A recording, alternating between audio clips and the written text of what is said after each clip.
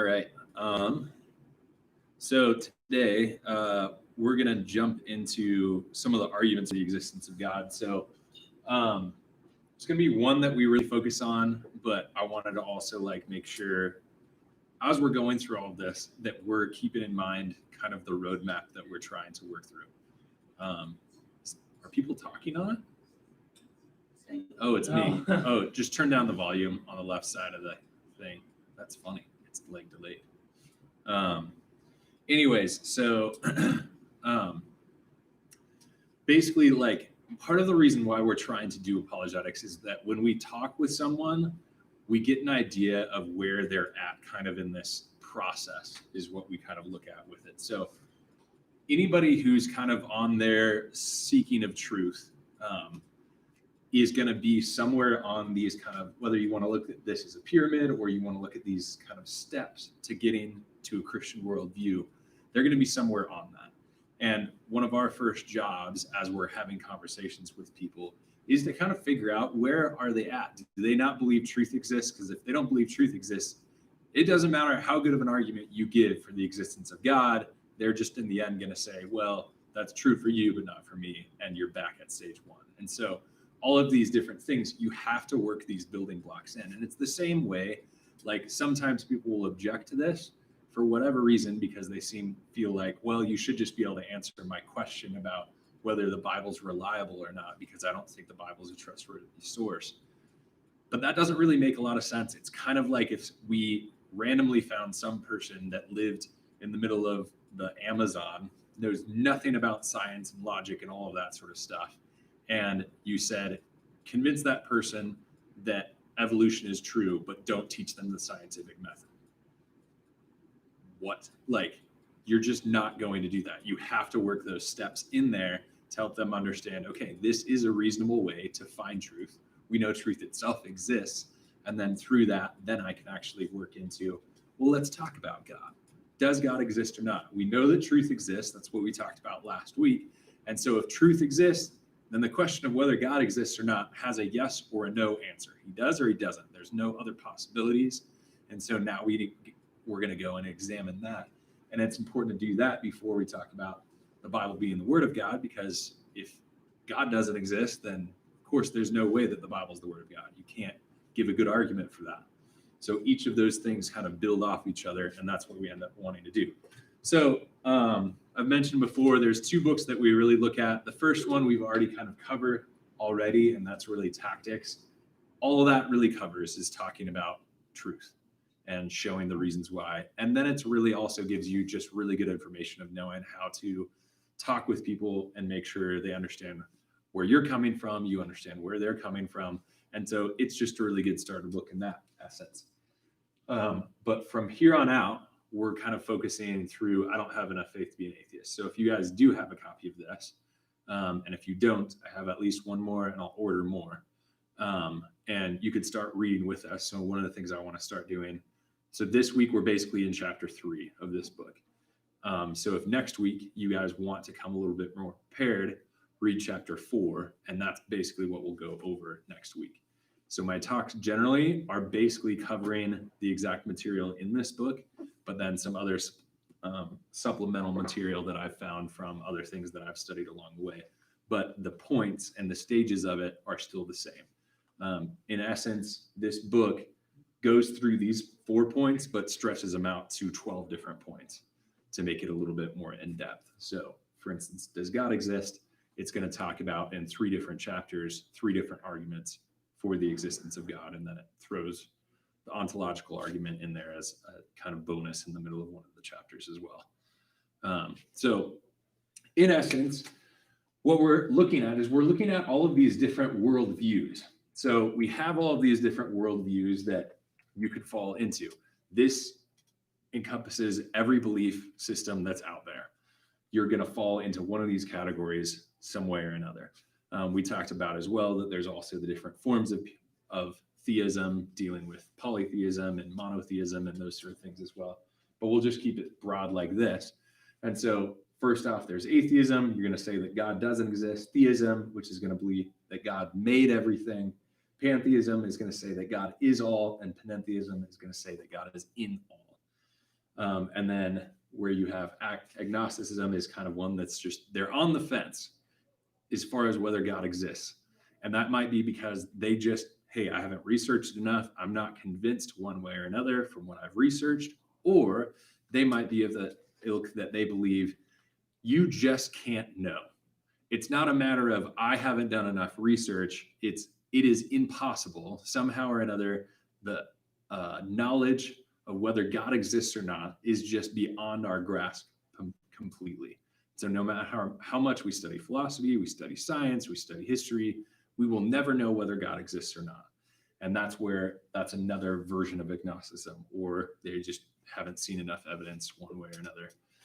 So in essence, now as we give arguments for the existence of God, what we're trying to do is, if ultimately we can show that God exists, we can eliminate agnosticism and atheism. We can know for sure we've taken those possibilities off the table. Now we still have the questions of pantheism, whether it's monotheism or polytheism or henotheism or these other versions. We can get into all the crazy, weird nuances of ideas that people want to throw out there, which really it just comes down to polytheism and monotheism. But people want to make it more complicated than it needs to be. Anyways, we won't get into that. But that's what our goal is today, is we're starting to build an argument to know we can look at agnosticism and atheism and say, those are not true. There's no way that those are true. I can move on to, all right, let's look at the religions and then figure out from there which religion is actually correct. So I stole some of this material from Alan's last time. He gave some of this talk, so some of this will look familiar from that, and then some of it's stuff that I've given in the past, and I threw in some new material as well. One of the first things, so now that we're looking for arguments of the existence of God, these are basically how we can categorize all of these different arguments. So you have the cosmological argument, and that's what we call an a posteriori. I can never say that word. Posteriori. That one, posteriori. And that basically just means is if a argument is a priori, which is the one other type that we have, it means that I don't have to even observe anything in the universe to understand that this argument is true. I don't have to use any sort of thing outside of just reasoning and the knowledge in my head without observing the universe. That's what the ontological argument would be. But all of these others are going to look at and say, there's things that we see within the universe, and based upon those things, God must exist one way or another. And so you have the cosmological argument, and that is basically going to say that there's different forms of this. The cosmological argument also has a bunch of different categories. So that's another thing to keep in mind. We're going to be looking at specifically one version today of the cosmological argument. We'll talk a little bit of another version, but mostly I'm talking about one specific version just because for the sake of what we do as a group, I think it's really good just to do one of the most basic and simple ones and just get that down really well, that I think people usually will hear and grasp and understand and be persuaded by. So we can talk about some of those arguments again another time, and I'll touch on some of them today. But overall, just know these are all of the arguments we have, and there's a lot of different ways each of these can be expressed. So I'll show you here. So before though, I'll show you all the different ones that I kind of off the top of my head thought of just for the cosmological argument. And I think there's even some more. I know there's more. Then there's the design argument, and the design argument is basically just looking at it and saying the universe has a very clear design, and that shows us there must be something that designed it, and so that must be God. And there's the moral argument that's basically going to say there's a moral law out there, and if there's a moral law, there seems to be a need, and there must be someone that is giving us that moral law. It can't be something that we as humans have just come up with ourselves. And then the ontological argument is, again, I don't have to have any understanding of what the actual world is. It's just philosophically looking at it and saying, if God exists, he would be the most maximally great being in existence. And if he exists, in order to be that maximally great being, he would have to exist in every universe. And if he exists then in every universe, then he has to exist in the actual universe. And so just by his concept being something that we can understand, he must actually exist in itself.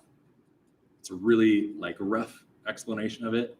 And that's something that we could talk about a lot more in depth another time. I'm starting to see more of why I see that argument having a little bit more clout than I used to believe. But overall, that one we probably again won't touch on much just because most people aren't going to find it very persuasive.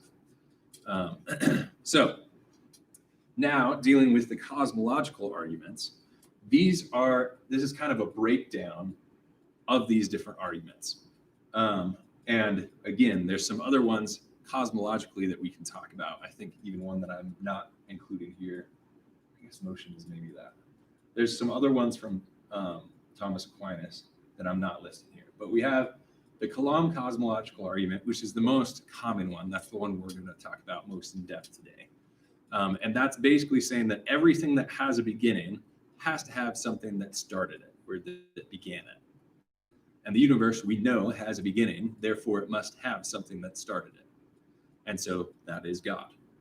And so we'll get into that a little bit more. The Leibnizian cosmological argument is basically saying that everything that exists has to have something explaining its existence. It's not saying what the cause is, it's saying that there must be an explanation for why it exists. And we know that the universe, if it has an explanation, that explanation would have to be God, because nothing else could be that explanation. And the universe does exist, therefore God must exist, because there has to be an explanation, and the only explanation is God. That's the Leibnizian view, and we'll talk a little bit about that today, just because I thought that was a fun one to kind of throw in there that we don't usually, and we haven't usually covered for Ratio Christi.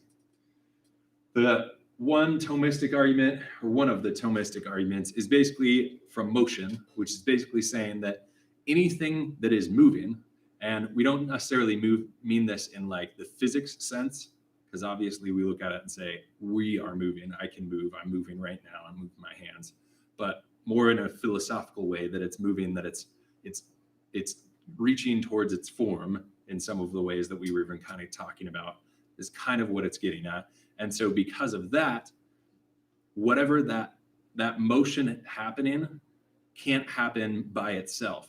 It has to be something that motion is caused upon the thing. And so we know that the universe is in motion in that sense, and therefore the universe must have something that moved it.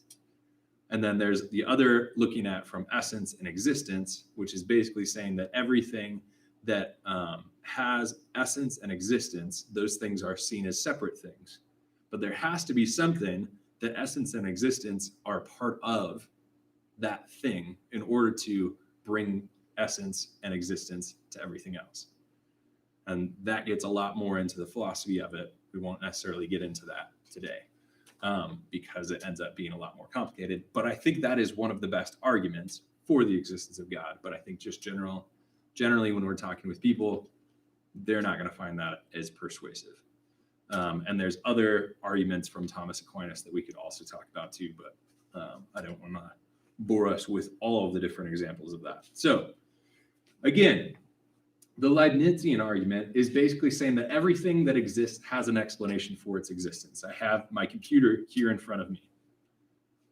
We know that this didn't just pop into existence. We know that there's an explanation that some makers from Apple designed this, and then they got chips that were designed by other companies and installed them and used machines to put all this computer together, and they shipped it from China out to me, and then I brought it here tonight. There's an explanation for how this came into existence. And we know that everything that we look at, whether it's something man-made or we look at things that exist naturally, those have an explanation through sexual reproduction or reproduction of some sort or another. All of those things have some sort of explanation to them. And so from that, then we can inquire, we can reason, then it makes sense that the universe itself must have a reason and an explanation for why it's here. This is in essence kind of getting at if God doesn't exist, why Why is there anything at all? You have to explain why. And that's a question that science can't actually really touch. It's still more of a philosophical question of why is it here? Not how, but why. And so that's another thing that we can kind of look at with all of this. And so one of the things I also want to give you guys as we do all of this is point you guys to different resources.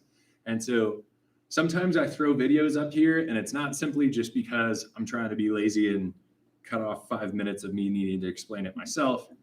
It's partly because these resources are really, really good. They explain it super well and in ways that maybe I can't explain as well. And I could care less whether I'm the one doing the explaining. I just want you guys to understand the concept. And knowing these resources, these are things that you can go back to and watch again and point out and show to other people. So especially these videos that I'm showing you in the next couple of weeks that are talking about the arguments for the existence of God, these are coming from William Lane Craig. He's got a really cool series of videos just giving the different arguments for the existence of God. So he's got this Leibnizian one, he's got a Kalam one, and he's got a moral argument. And I think he may have one other that I was trying to track down. But they're super simple, they're well illustrated, and so these can be a good resource for you when you're in a conversation with somebody and you're like, well, let's talk about the cosmological argument or the Leibnizian argument for the existence of God. You can explain it to them and then show them a video. Will just help them to grasp the concept a little bit more. So here's the first one. In an amazing universe.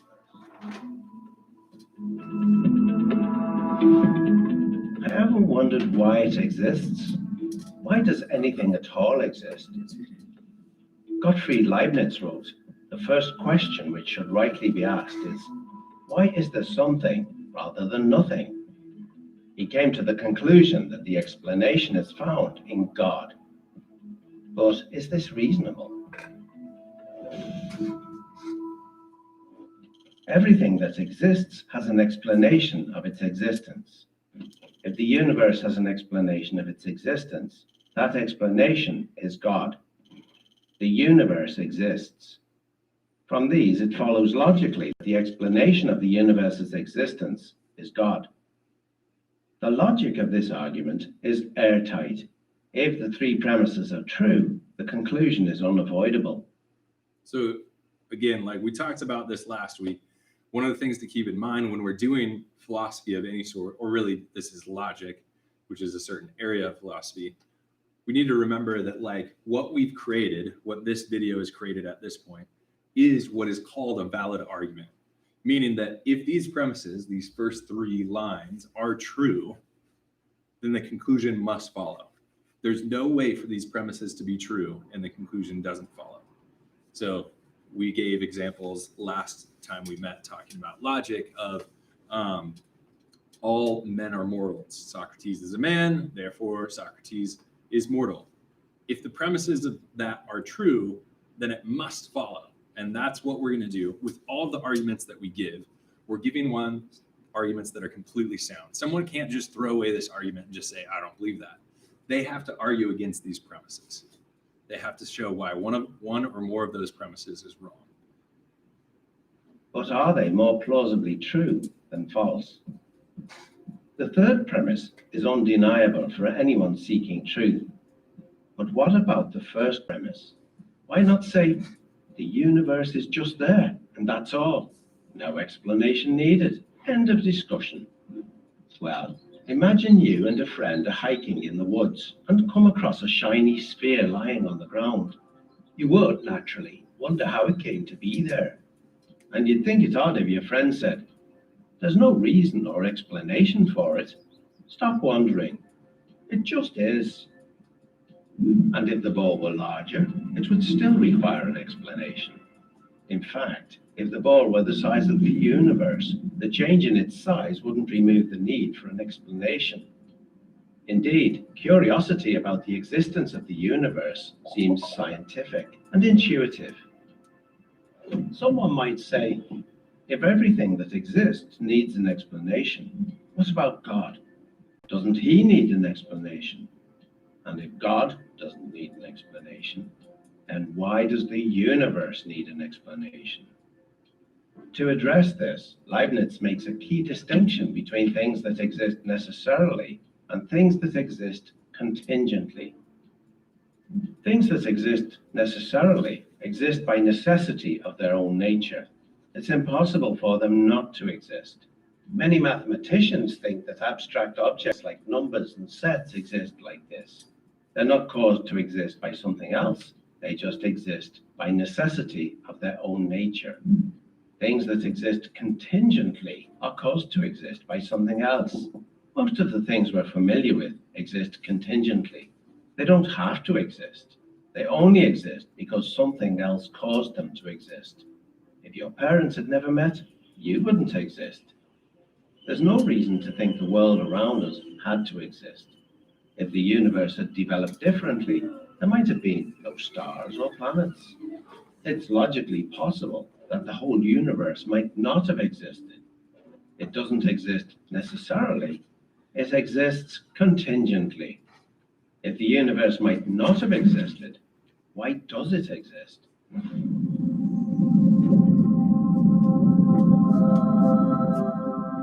The only adequate explanation for the existence of a contingent universe is that its existence rests on a non-contingent being, something that cannot not exist because of the necessity of its own nature. It would exist no matter what.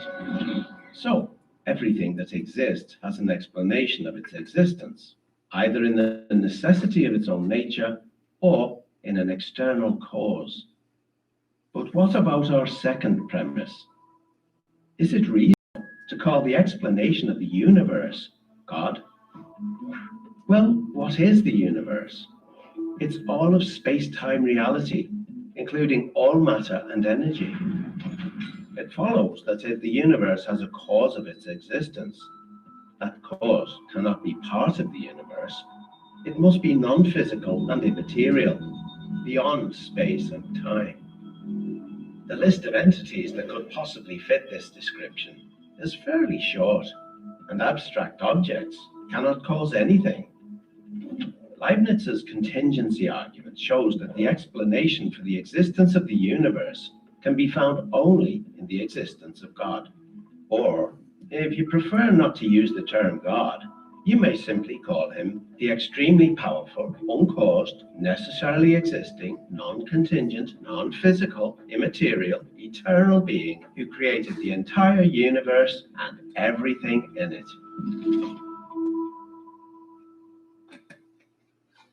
All right, so that's one of many cosmological arguments that we give for the existence of God.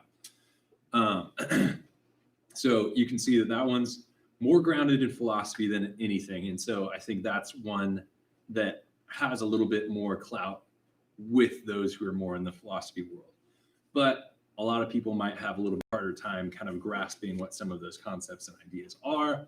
And so what I wanted to focus more of our time today is on what is called the Kalam cosmological argument. And this argument has probably been, if you're wanting to see good people putting this one out there, the best guy would be William Lane Craig. This is what he did his doctoral thesis on. This is part of how he probably really came into the spotlight. And so a lot of his stuff, the video that we just watched is from his ministry. The other videos that we're going to watch on the arguments for the existence of God are from his ministry, but this is the one he's most famous for kind of putting out there and arguing for. And this one's a little bit simpler, and so that's why I think this is better one for us to just kind of really get down, and you can learn not only the argument itself, that valid argument that we can rely on when we're talking with people and say, hey, if you're going to disagree with this argument, you have to prove one of the premises false. But we also can memorize really easily the reasons why those premises themselves are true. Another thing that's really helpful about this is because this is one that I think ends up, you can almost do a little bit of a bait and switch with people, in the sense that a lot of times when you are having discussions with people who especially are non-Christians or atheists, especially in maybe more of a scientific mode, their reason for objecting to Christianity oftentimes is going to be, I don't think Christians and Christianity is scientific. And that's going to be the hook, line, and sinker of why they don't believe in Christianity. And the reason why then you can bring this argument out there and kind of grab their attention really, really well, it's that hook that I think will grab their attention better than some of these other arguments, is because you can ultimately just kind of ask them, hey, so, maybe they bring up the question of, or the fact that they don't believe that Christianity is true because they think Christians aren't scientific. Then ask them, so does that mean you believe in the Big Bang? And chances are they're going to be like, yeah, I totally believe in the Big Bang. And then say, hey, I agree with the Big Bang. I totally think it's true. But I think the Big Bang proves that God exists. And you're going to have their attention. So that sort of thing, there's a little bit that has to be said for bringing in rhetoric when we're talking with people, saying different things that are going to grab their attention rather than being right up front and in their face to try to say you're dumb to not believe in God or whatever else. But use questions to ask people, or you do things and say things that are going to like, okay, he just told me he's a Christian and he believes in the Big Bang and that he believes the Big Bang proves that God exists. I'm interested. Like, that's not something many people are going to be used to hearing, especially atheists that just don't believe that God exists.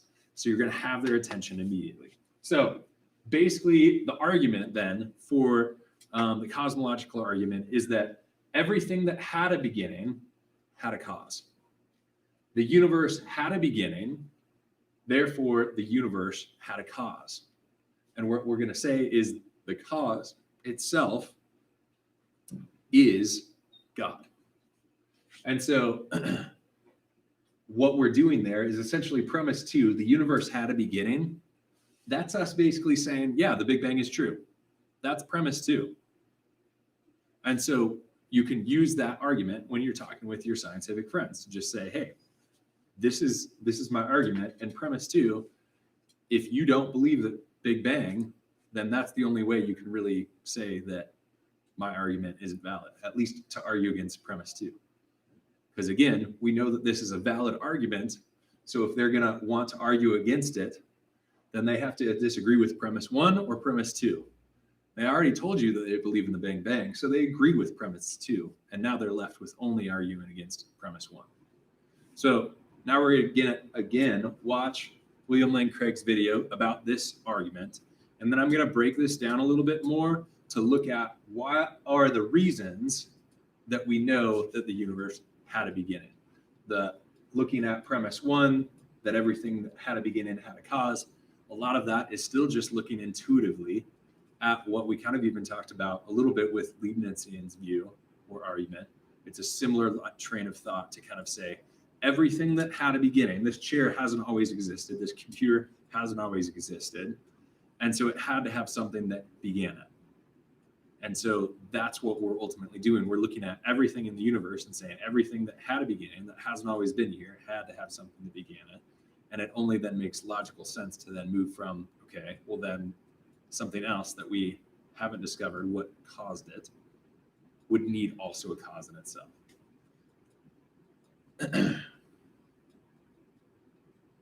So again, if you want to look up these videos later, these are William Lane Craig's videos.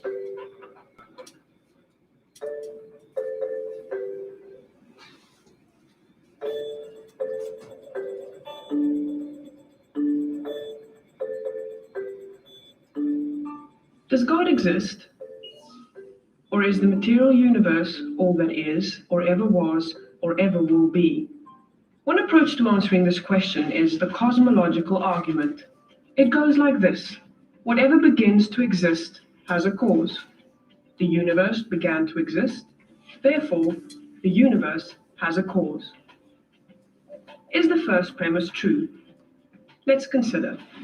Believing that something can pop into existence without a cause is more of a stretch than believing in magic. At least with magic, you've got a hat and a magician. And if something can come into being from nothing, then why don't we see this happening all the time? No, everyday experience and scientific evidence confirm our first premise. If something begins to exist, it must have a cause. But what about our second premise? Did the universe begin? Or has it always existed? Atheists have typically said that the universe has been here forever. The universe is just there, and that's all. First, let's consider the second law of thermodynamics. It tells us the universe is slowly running out of usable energy, and that's the point. If the universe had been here forever, it would have run out of usable energy by now. The second law points us to a universe that has a definite beginning. This is further confirmed by a series of remarkable scientific discoveries. In 1915, Albert Einstein presented his general theory of relativity. This allowed us, for the first time, to talk meaningfully about the past history of the universe. Next, Alexander Friedman and George Lemaitre, each working with Einstein's equations, predicted that the universe is expanding. Then in 1929, Edwin Hubble measured the redshift in light from distant galaxies. This empirical evidence confirmed not only that the universe is expanding, but that it sprang into being from a single point in the finite past. It was a monumental discovery, almost beyond comprehension. However, not everyone is fond of a finite universe, so it wasn't long before alternative models popped into existence. But one by one, these models failed to stand the test of time. More recently, three leading cosmologists, Arvin Bord, Alan Guth, and Alexander Vilenkin, proved that any universe which has on average been expanding throughout its history cannot be eternal in the past, but must have an absolute beginning. This even applies to the multiverse, if there is such a thing. This means that scientists can no longer hide behind a past eternal universe. There is no escape. They have to face the problem of a cosmic beginning. Any adequate model must have a beginning, just like the standard model. It's quite plausible then that both premises of the argument are true. This means that the conclusion is also true. The universe has a cause. And since the universe can't cause itself, its cause must be beyond the space-time universe.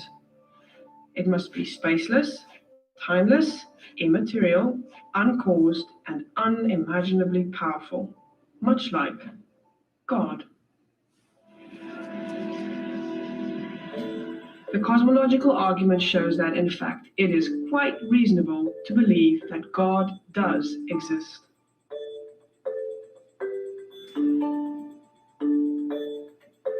All right, we're going to come back to this slide a couple of times because this is what will really help you to memorize this as far as the arguments for our second premise, that the universe had a beginning.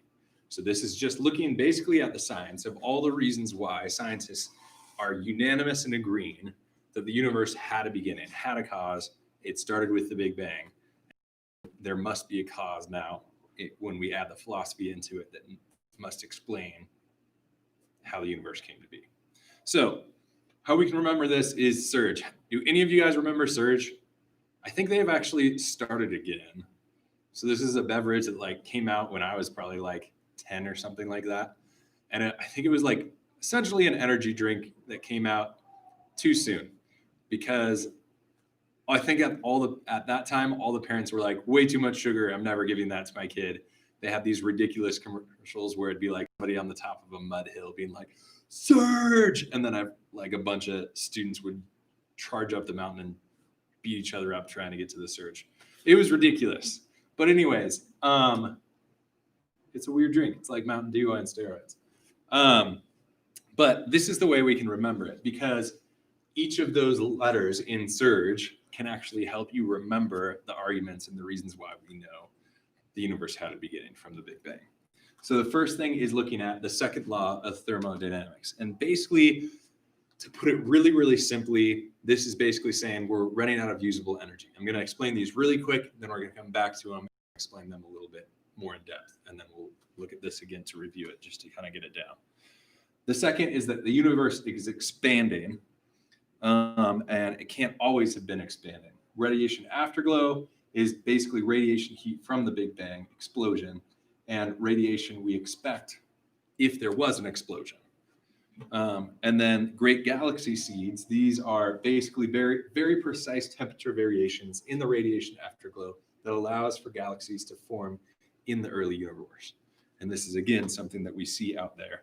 And then finally, Einstein's theory of general relativity, that time, space, and matter are correlative and therefore must have a beginning.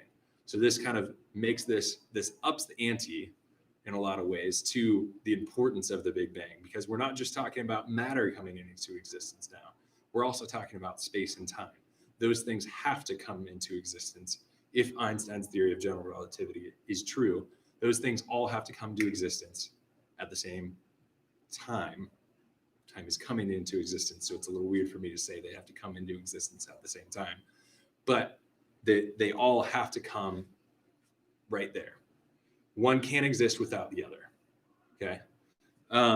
So looking at this, or another way to think of it is if you fill up your tank and you turn on the engine, eventually it's going to run out of gas. And so if the universe has always existed, if it's always been here, and we know that there's a finite amount of energy that's available, it's like if you turned on your car and you said the car has always been here and it's always been running and it's always had a finite amount of gas. We would look at that and say, there's no way, it must have been turned on at a certain time, otherwise it would have ran out of gas by now. So the universe can have always existed, by this understanding. And the second law of thermodynamics also points out to us that things just work towards a state of deterioration. So we don't look in the universe and expect that things are going to get nicer and more designed, which will start getting into our argument for next week for the existence of God. But things will get worse. They're going to work towards chaos. And so we look out in the universe and there's a lot of things that are very well organized. And it would make sense then that the universe hasn't always been here, because if it's always been here, we shouldn't expect that. We should expect that it's disorganized. So that's the second law of thermodynamics. Second is knowing that the universe is expanding. So S for second law of thermodynamics, U for universe expanding. And universe expanding, we know that the universe is expanding out. So that tells us that the universe must have a beginning. So this is kind of like, if you guys have ever watched the videos from the slow-mo guys, when they blow things up, you see that in an explosion, everything moves out, goes away from everything else. So think of it as an explosion. What we see is we know and we understand through the universe expanding that we see within science. This was discovered by Edwin Hubble. So you have the Hubble Space Telescope, and then we have the Hubble Telescope on Mount Herman. And he's basically looking out and he's seeing, oh, everything is moving away from us. Now, that doesn't mean we're the center, which is kind of how you might intuitively think of it. You think of an explosion, well, everything's moving out away from that center spot. Well, if you got a balloon, though, you put dots all over that balloon, and you blew up that balloon, all of those dots are going to move away from each other. They're moving away from the very center of the balloon as well, but they're moving away from each other. And so even though we're seeing that the universe is expanding away from us, that doesn't mean we're the center. We're not believed by most people to be the center of the universe, but it's enough for us to still know that things are expanding. There's been an explosion that points to, well, then if we reverse that backwards, and if you do those things, you see that with videos now that people do, where they blow something up and then they reverse it, you see everything come back to one single point. Well, our understanding is that not only would it do that, but it would just completely collapse into itself. And what's interesting about this explosion is that even itself has to be very precisely tuned, where if that explosion happened too quickly and it had too much force to it, it would actually force it so even the atoms themselves wouldn't be able to have enough pull to form. And so this isn't just talking about, this is where we see this overlap between the argument we're talking about here of how we know the universe had a beginning and therefore it must have a beginner, and what we'll talk about next week of design and how there must be a designer to all of that. These things overlap a little bit, which even makes it even bit stronger as far as our arguments for the existence of God. So if that expansion rate was too fast, nothing would form. We wouldn't have a universe. If it expanded too quickly, just nothing would exist. And if it happened too slow, then gravity would take over and everything would just collapse back into itself right away.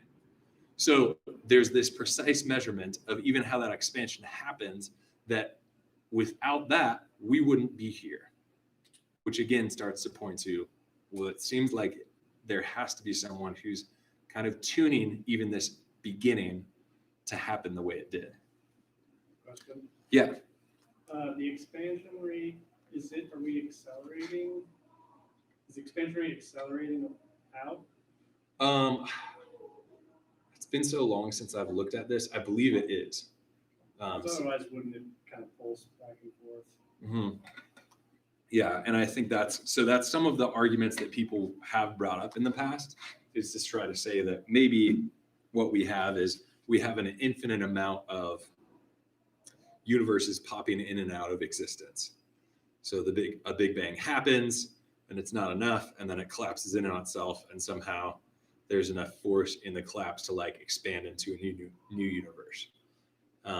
And the science just doesn't make sense in that, because then you're saying that like ultimately you get a point of no force and no matter, and there's supposed to be so much force in the matter that it creates another universe again. I guess the second law of thermodynamics would prevent that. Mm-hmm. So eventually we would just stop. Right. Yeah, and it can't also, like, even in that, if there was some sort of science that like you could have new universes, one universe dying and a new universe popping out of that one after it dies, it's like a bouncing ball. Like eventually you just get to a point that there's not enough. And so again, all these other theories that people will throw out, ways that they're trying to get around, there's been an ultimate like singular creation point or singular starting point to our universe. And to say that there's been an infinite amount of universes before us that have just popped in and out of existence, that doesn't make sense with the science either, because you still would have this level of entropy even in the bounces of new universes, so to speak. And eventually there wouldn't be enough bounce to create a new one. And then the next thing we have is what's called the radiation afterglow. Let me even just back up really quick. So the universe expanding was Hubble looking out of the space telescope, and he basically saw what we would say in light is equal to like the Doppler effect. So when you're standing on a street and an ambulance drives by you, it has one sound, right, as it's going by, and then when it goes by you, it kind of like changes pitch. It sounds a little bit different. So sound does that because as the ambulance is coming towards you, and the sound is being sent towards you. So it's coming to you very, very quickly. But once it gets past you, then the ambulance is going away, and now the ambulance is causing the sound to take longer to get to you because it's moving further away as the sound is also trying to make it to you. So it changes the sound based on that. And in the same sort of way, we have the same thing with light. And so when you look with the right sort of technology, what we can see is stars have this same sort of thing where they appear to be red or have like a red like hue around them, essentially, which means in the same sort of way the sound is different when an ambulance is moving away from you. An object, when it's moving away from you, especially a light object like this, like a star, is actually going to have this like redness to it, which is the same idea. And so when Hubble looked out of the space telescope, he's like, yes, I know the universe is expanding because I see this, and we know that that's what the science tells us that means, is everything's moving away from us. And then we have what's called the radiation afterglow.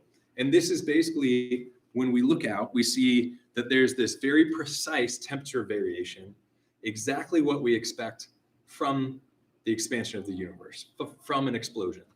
So most of us, when we think of an explosion, we think part of that would be heat.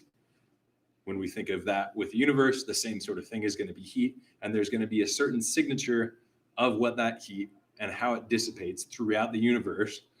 And we can test and we can measure that.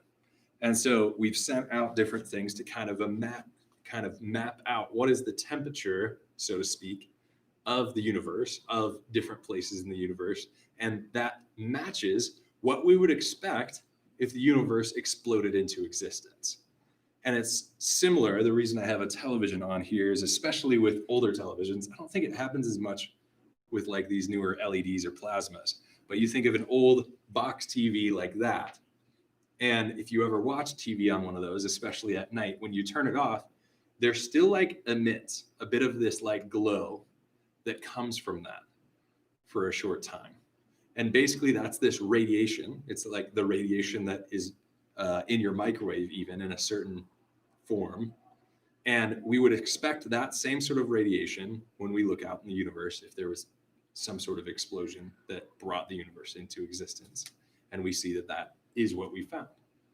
So that's the other part. So we have, yeah. When you say what we expect to see, is Yes. that from like computer models or?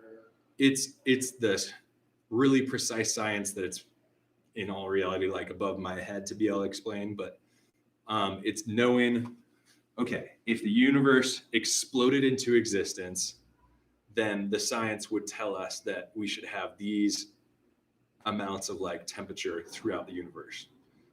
You can, like, even for a small explosion, scientists are able to look at it and say, all right, when this sort of thing explodes, it's going to cause this amount of heat, this amount of disturbance to the things around it, and all of those sort of things. So you can make scientific calculations of that sort of thing. And in the same sort of way, when we're going with the hypothesis and saying, okay, if, as you do with any scientific hypothesis you put out, if it's accurate, if it's one that's reliable, you should be able to then use that.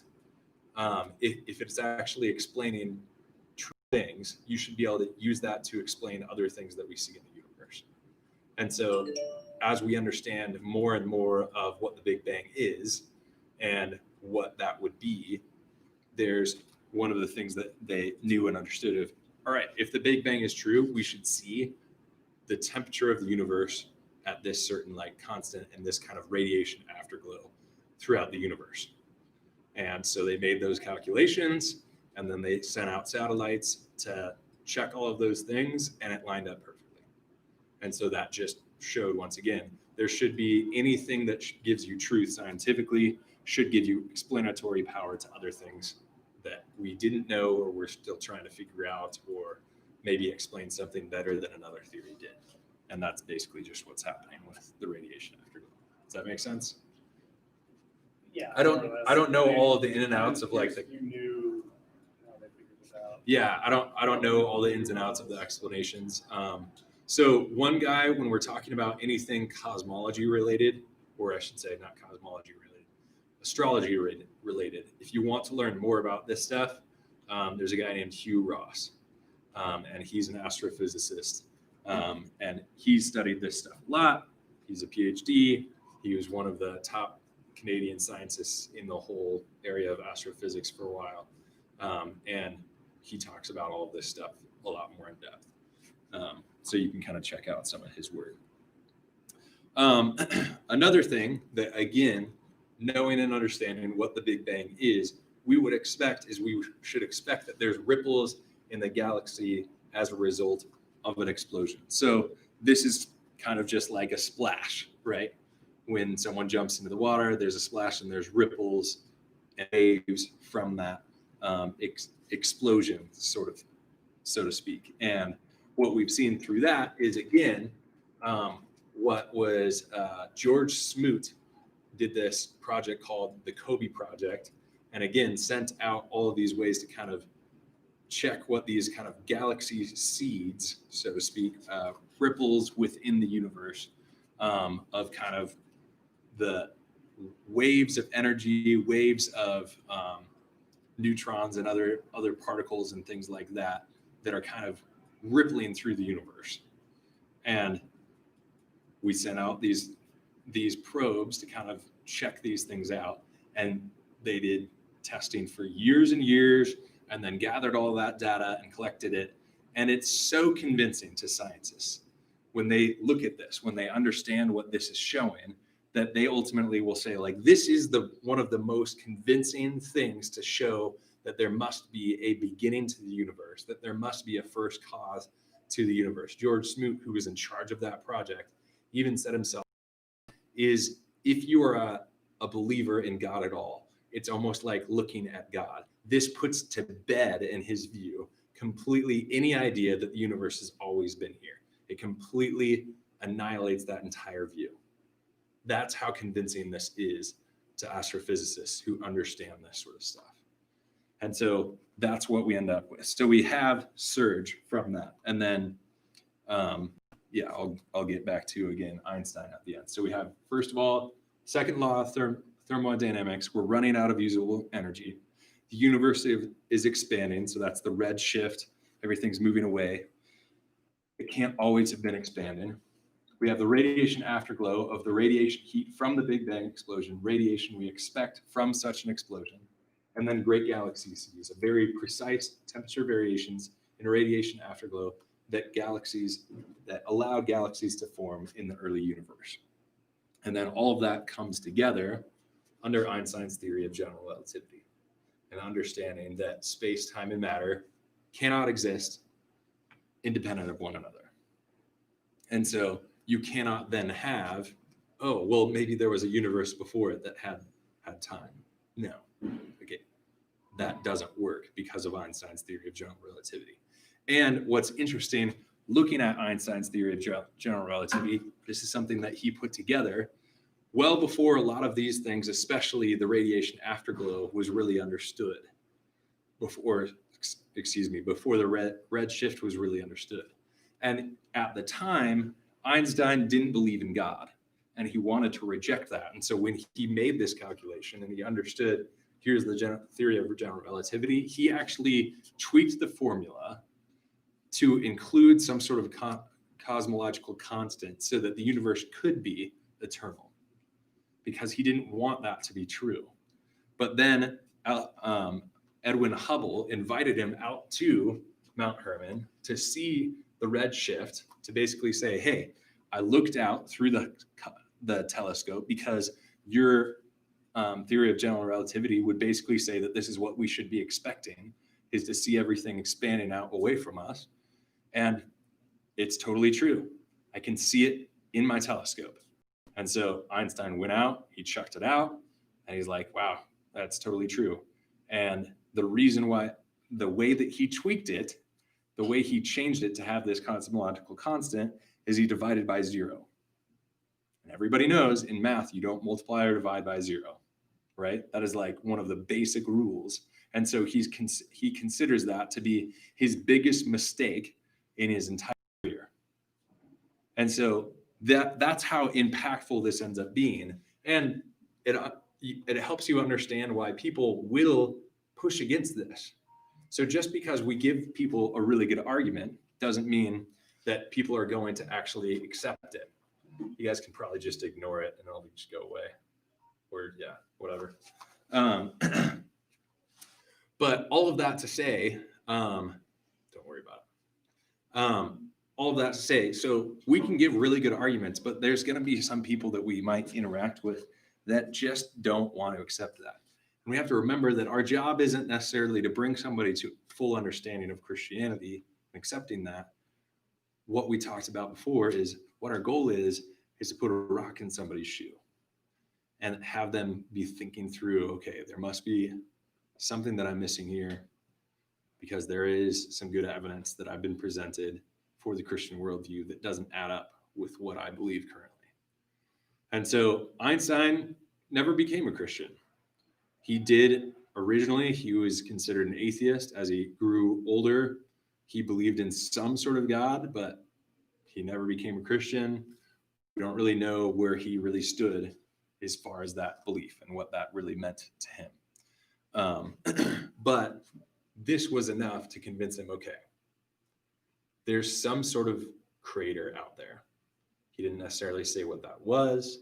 He didn't necessarily understand or give a statement of what he thought that was, but it's very clear that this was convincing enough to him to persuade him, okay, agnosticism and atheism can't be true. All right, so that basically gives with our argument, that shows us why we know premise 2 is true. The universe had a beginning. The other thing that we might want to look at is, well, what about, does everything really have a beginning? So that's premise 1. We're going to say everything that exists or everything that has a beginning has something that began.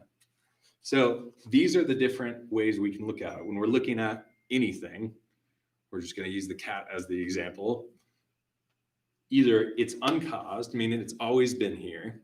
It's caused, meaning that it hasn't always been here and something brought it to existence, or somehow it caused itself. Those are the only possibilities. So first, we could throw out the idea of it's uncaused. And ultimately, when we look at this, the only thing that really works is God himself. There's nothing that can be uncaused. As far as the material world, we could go back to, we looked at some of that argument. We could go back to numbers and concepts and things like that, that it seems like necessarily have to exist. But nothing itself outside of God would really fit into that category of uncaused outside of God. Now, one of the things that people might throw out there is particles that seem to live in a vacuum and pop in and out of existence. But what we see is that is in some way caused. It's still within something. We're not sure and quite understanding how that's working, but we're not looking at it and saying that that's always been there. There's some reasoning for it that we're still kind of figuring out. So then the other option is self-caused. But this just doesn't make sense. This is, again, one of those things that would kind of just be self-refuting. So you think of it with the cat, it'd be like saying, so I existed before I existed in order to cause my own existence. That doesn't really make sense. There's no way something can exist before it comes to existence to cause its existence. It's self-refuting.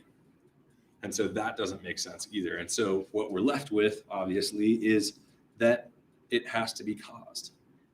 And that's what we see then, is that there must be something that, with something that came into existence, brought it to existence. So what does that tell us? Well, all that tells us that because space, time, and matter are correlative, these three have to come into existence at the Big Bang, because we know factually that the Big Bang was the start of matter.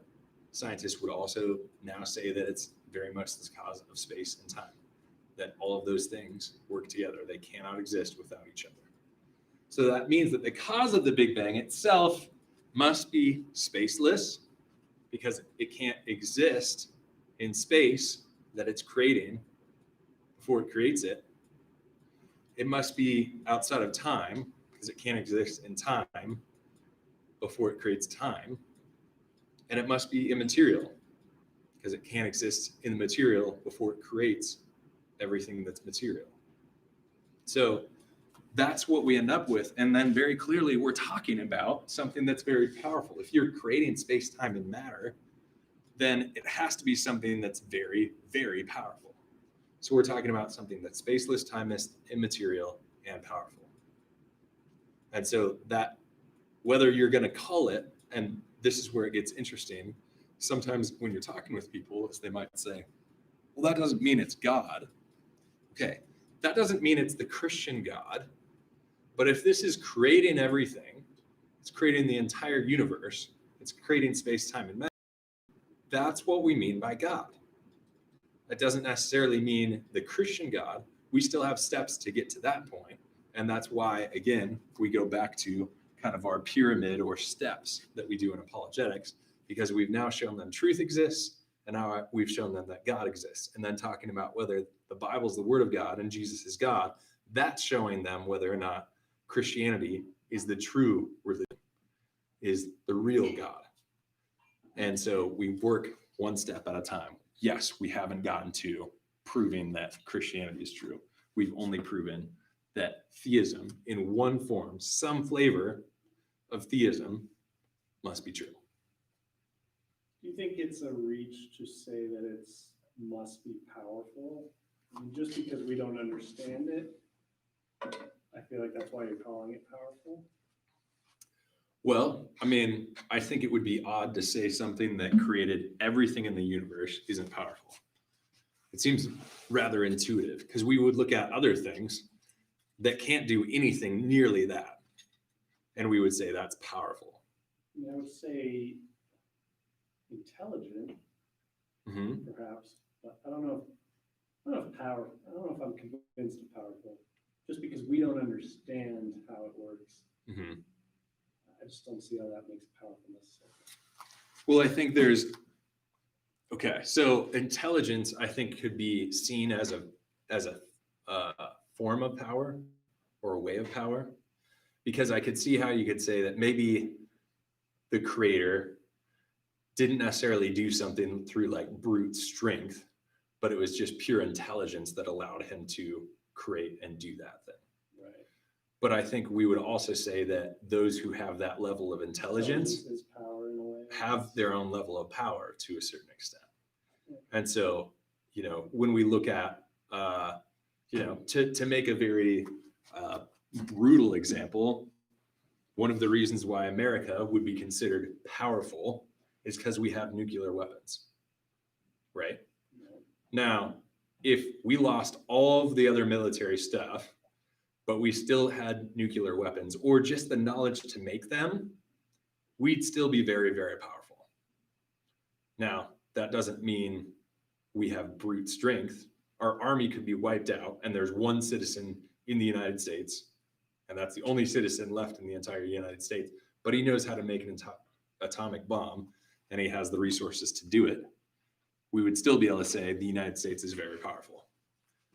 But it's not brute strength. That guy could be super weak and he still has the ability to do all of that.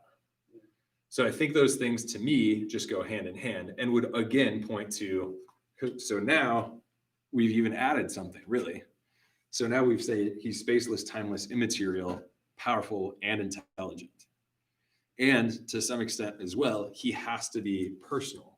Now this ends up getting a little bit more into the philosophical stuff, which is again, you can look up some of William Lane Craig's stuff. He's given a few arguments for why we know God must be personal. And some of that just goes from the specific thought that God in some way chose to create. There's a will within that. And so will implies being personal to some level or another. So we have a spaceless, timeless, immaterial, intelligent, powerful, personal being.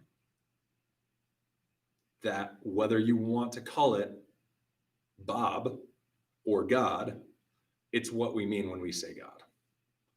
And so in that sense, we've given a really strong argument. The one other thing that I just want to bring up, because this is good to clarify, and it's an argument that a lot of times when people don't understand what you're saying, they will bring out. People that have not studied philosophy very much will oftentimes make this argument and just think that they've stumped you, but really they've just not understood the argument. And basically all it is they'll say, well, here's my objection. Who created God? Because what they're then trying to refer back to is, well, you're saying that everything that exists has to have something that began it or caused it. God exists, so who caused God? And they're thinking, well, now I've stumped him because now I've shown him that now he has to give an explanation for God, and he can't give an explanation for God because he thinks God is everything. But it's misunderstanding the entire argument. There is no well-respected apologist in all of history that has ever said that everything that exists has to have something that began it, or everything that is created or began has to have a beginner. Or yeah, it is that. So we're making a distinction to say, we're not just saying everything that exists has to have a creator, has to have something that began it. We're saying that everything that began to exist, and there's a distinction there. And that's why God doesn't need that, because God has always existed. God has always been here. He's outside of space, time, and matter. And so therefore, there is no beginning to him. And so I don't need to explain how he got here. I don't need to explain how he got here. And there isn't something that caused him to get here. And so that's just a very basic thing that we have to make sure people aren't getting mixed up in that. So that's it. That is the cosmological argument, looking at Leibniz's view and looking at the Kalam cosmological argument. There's other arguments. If these arguments are interesting to you, there's other arguments to look at that kind of go along this same like beginner, caused, created, those sort of thing line that still make this same sort of argument, but are tweaked a little bit differently. But again, so who thinks they can do surge? Anybody? Okay. Entropy, which would be your second law of thermodynamics. Yep. Cosmic background radiation. So that's the I forget what you call it. R is. Yeah. So you. Wait, well, R is well, SU would be universe is expanding. So that's just R is your radiation background, I guess. Is what you call it. Yep. G, great galaxy seeds. Yep. And E, Einstein's theory of general relativity. There you go. So that's why I think this argument is really good for us to do, because boom, she's got it memorized. Now when you're in conversation with somebody, you can throw that out there. You're not having to learn all the ins and outs of the philosophical stuff, which can be a little tricky. But like I said, I think some of these arguments that are cosmological that aren't using surge or the Big Bang are also just as persuasive if you can get them down. Any questions that you guys have? I got another one. Yeah. I can just hear my mom right now saying, well, the Big Bang didn't happen. So what do you say to There's so- even among Christians, some Right. don't believe in the Big Bang, some Yeah, do. a lot Some believe of in the literal people. 7 days, how, and that's a big topic, so I don't know. Right. No. This is again where we want to go back to tactics. And okay, Big Bang didn't happen. Why do you believe that? And so you need to put them into the hot seat to say, all right, you're arguing against, and I've given you, especially if you've given them surge, you've shown them all the reasons why we know that the Big Bang is true. You have to now give me the reasons why the Big Bang didn't happen. And so for Christians, because you'll get those Christians that'll be like, oh, I don't believe in the Big Bang. Well, I don't think there's necessarily reasons scripturally to object to that. And here's the reason why. Because people will mix up evolution and the Big Bang and see them as they have to go together. And I think a lot of people will say that, and I think there's better reasons, biblically speaking, to say evolution must be false, looking at reasons why that it seems scripturally death didn't really come into existence until the fall. So I think there's some good reasons to argue that evolution doesn't fit biblically. I think there might still be a little bit of wiggle room there. But when it comes to the Big Bang, I don't think we have a lot to really like. To me, the arguments for an old universe versus a young universe are pretty strong scripturally either way. You can make a very good case. And here's the reasons why. When we look at creation, one of the things that we see is that the word day used in Genesis is the word yom in Hebrew. And when we look up what that means, it means not necessarily a 24-hour period. And part of that we get from the context itself, because if it's a 24-hour period, why do we consider a day 24 hours? The Earth is spinning around its axis. Right. The Earth is spinning around its axis, and in order for us to get 2 consecutive views of the sun, it takes 24 hours. So the 24-hour day is something that came through the sun itself. Well, the sun isn't created until day 3. And so what that tells you is there's room within even Genesis, just understanding the narrative of Genesis itself, that those first 3 days may not have been 24 hours. They could have been way more. And so you can move past that in that way. And then also the word day, yom, itself in Hebrew doesn't mean literally 24-hour period. In other passages within even the Bible itself, it's used as age. So we do the same sort of thing. Day does not always in English, though most of the time when we say day, we literally mean a 24-hour period. Sometimes we mean an age. If I said Peyton Manning was a great quarterback in his day, I don't mean there was one day he was a really good quarterback. 24-hour period, he was a really great quarterback. But other than that, he sucked. Like, that's not what I mean. What I mean is, in his time, in the best of his career, he was one of the greatest quarterbacks. And so the same sort of thing is happening with the Hebrew word yom when we're looking at the Bible. It doesn't necessarily, though most of the time it is talking about a 24-hour period, it doesn't always mean that. And we see that both within Genesis in the context itself in Genesis 1, and also other passages where the word we know isn't connotating a 24-hour period. So that's where I would end up going with it. And then I would say, okay, because I think with a Christian, what their reasoning is going to be is not going to be based on the science for the most part. Now, I have seen some arguments that people have made for saying that the earth is young, that I think do have some clout to it.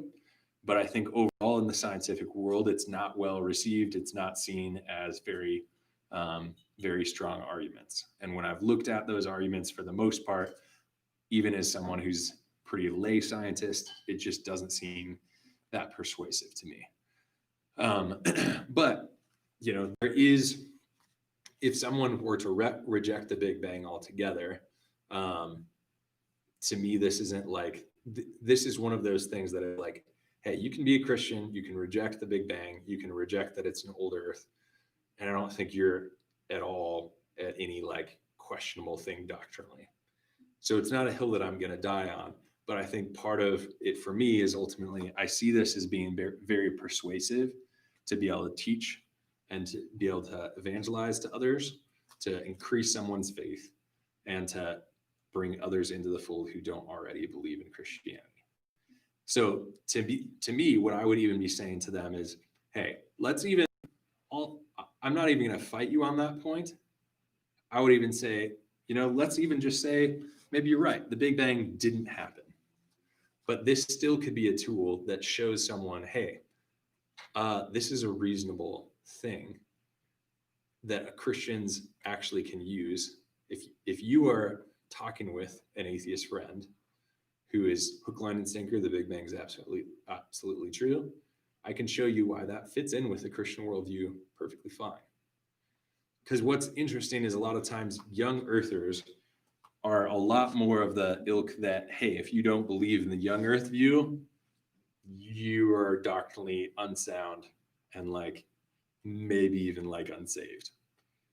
They might go to that extreme. Or like they say that's dangerous because you're not believing God in the first chapter, then you're At all that I'm saying I don't believe in the Bible.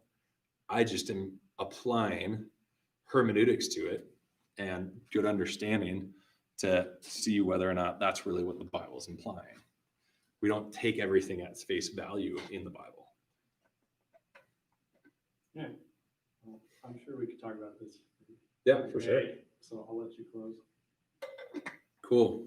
There's a couple people that are watching. All right. Well, I'm going to cut off there. Cool beans.